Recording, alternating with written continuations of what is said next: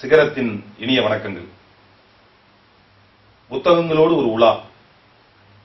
இன்று நாம் காண இருக்கின்ற புத்தகம் டாக்டர் நார்மன் பெத்யூன் என்கின்ற ஒரு மகத்தான மனிதனை பற்றிய புத்தகம். டாக்டர் நார்மன் பெத்யூன் கதை என்கின்ற இந்த புத்தகம் சிட்னி கார்டன் மற்றும் டெட் ஆலன் என்று சொல்லக்கூடிய இரண்டு ஆங்கில எழுத்தாளர்கள் எழுதிய புத்தகம். இந்த நூலின் முதல் பதிப்பு, ஆங்கில பதிப்பு 1952 வெளிவந்தது. ஆங்கிலத்தில் மட்டுமல்ல, செர்பிய மொழி, ஹீப்ரு மொழி, சீன மொழி உள்ளிட்ட 19 மொழிகளில் இந்த புத்தகம் வெளிவந்திருக்கிறது. 3 கண்டங்களில் இந்த புத்தகம் அச்சிடப்பட்டிருக்கிறது. டாக்டர் நார்மன் பெத்யூன் ஒரு புகழ்பெற்ற கனடா நாட்டை சேர்ந்த ஒரு அறுவை சிகிச்சை நிபுணர். இவர் அறுவை சிகிச்சை நிபுணர் மட்டுமல்ல, டாக்டர் மட்டுமல்ல, ஒரு கவிஞர், ராணுவ வீரர், விமர்சகர், ஆசிரியர், விரிவுரையாளர் என்கின்ற பல பரிமாணங்களை கொண்டவர். கனடாவில் பிறந்து புகழ்பெற்ற மருத்துவராக இருந்தபோது அவர் நினைத்திருந்தால் மிகப்பெரிய வீடு கட்டி மகிழ்ச்சியாக வாழ்ந்திருக்கலாம். அவர் அதற்கு ஆசைப்படவில்லை. அவர் 1937 ஆண்டு சீனாவில் காலடி எடுத்து வைக்கிறார். அதற்கு முன்பு 1930களில் ஸ்பெயின் நாட்டில் நடந்த உள்நாட்டு யுத்தத்தில் ஈடுபட்டு அங்கே பாதிக்கப்பட்ட மக்களுக்கு களத்தில் நின்று பணியாற்றினார். பல உயிர்களை காப்பாற்றினார். இந்த அனுபவத்தோடு 1937 ஆண்டு ஜப்பான் ஆக்கிரமித்திருந்த சீனாவில் சென்றடைகிறார். அங்கே யனான் மாகாணத்தில் மாசேதுங் என்று சொல்லக்கூடிய சீன நாட்டின் சிற்பியை சந்திக்கிறார். உங்களுக்கு தெரியும், சீனா விடுதலை பெற்றது 1948 ஆண்டு. இந்தியா விடுதலை பெற்றது 1947 ஆண்டு. 1948 சீனா விடுதலைக்காக எடுத்த பாதை லாங் மார்ச் என்று சொல்லக்கூடிய நீண்ட நெடும்பயணம். 300 ஆறுகளை கடந்து, 366 மலைகளை கடந்து, செஞ்சேனை என்று சொல்லக்கூடிய சீன நாட்டு மக்கள் யுத்த குழு அந்த நாட்டுக்கு விடுதலை பெற்றது. அப்படி சென்று கொண்டிருந்த போது ஜப்பான் சீனாவை ஆக்கிரமித்திருந்த போது அங்கே நார்மன் பெத்யூன் சென்று அந்த இடத்தை அடைகிறார். மாசேதுங்கை சந்திக்கிறார்.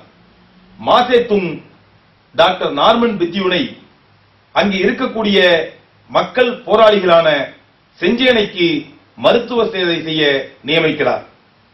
அப்படி சென்ற பிறகுதான் இந்த புத்தகத்திலே கிட்டத்தட்ட 7 பக்கங்கள் ரத்தத்தை பற்றி மட்டுமே நார்மன் பெத்யூன் பேசியிருக்கிறார்.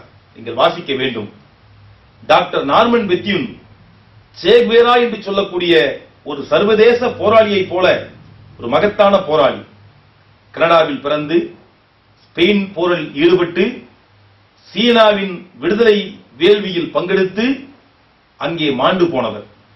இன்றைக்கும் சீனாவில் இருக்கிற மருத்துவ பல்கலைக்கழகத்தின் பெயர் டாக்டர் நார்மன் பெத்யூன் மருத்துவ பல்கலைக்கழகம்.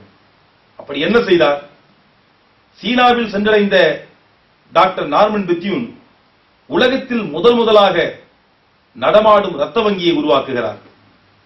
உலகத்தில் முதலாக நடமாடும் அறுவை சிகிச்சை மையத்தை உருவாக்குகிறார். 7 கழுதைகள், அதன் மேலே அறுவை சிகிச்சை கருவிகள்.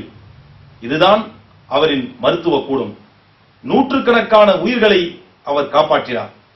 சீனாவின் வரலாற்றை இன்றைக்கு படிக்கிற யாரும் பெத்யூன் என்கின்ற பெயரை மறுத்து அல்லது மறந்து படிக்க முடியாது.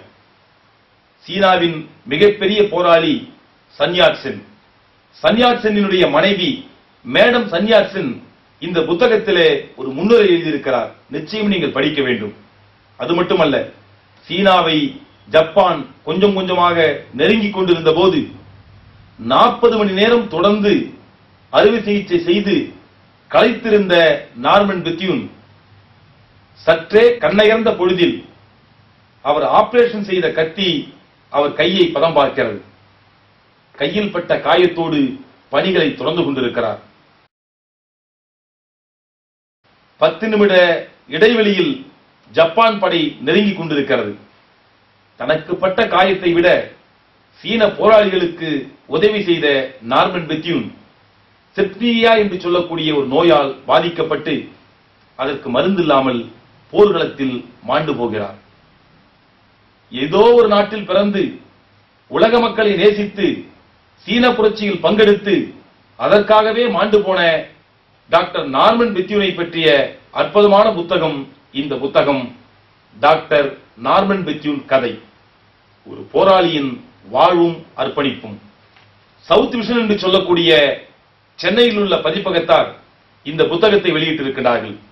புத்தகத்தின் விலை 100 ரூபாய். பக்கங்கள் 415.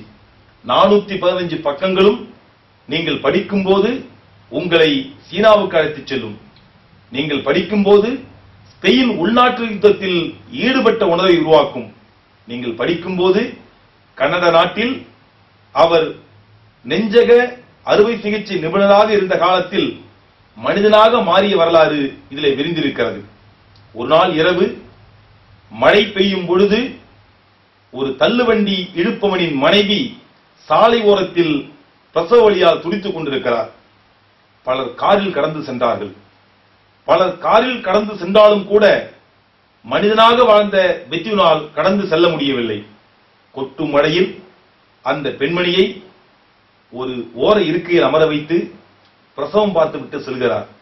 மறுநாள் காலை உணவுகளோடு வந்து மீண்டும் சந்திக்கிறார். இப்படி சாதாரண மனிதர்கள் தன்னை எப்படி ஒரு மகத்தான மனிதனாக மாற்றினார்கள் என்பதை இந்த புத்தகத்திலே அவர் சொல்வது போல விவரித்திருக்கிறார்கள். அந்த அடிப்படையில் மனிதநேயத்தை கற்றுக்கொள்ள, மனித மாண்புகளை உயர்த்தி பிடிக்க, மருத்துவராக இருந்தாலும் கூட மனிதனை எப்படி நேசிப்பது என்று சொல்லித் தருகின்ற அற்புதமான புத்தகம் இந்த புத்தகம். நீங்கள் வாங்கி படித்து பயன்பெற வேண்டும் என அன்போடு கேட்டுக்கொள்கின்றேன். நன்றி.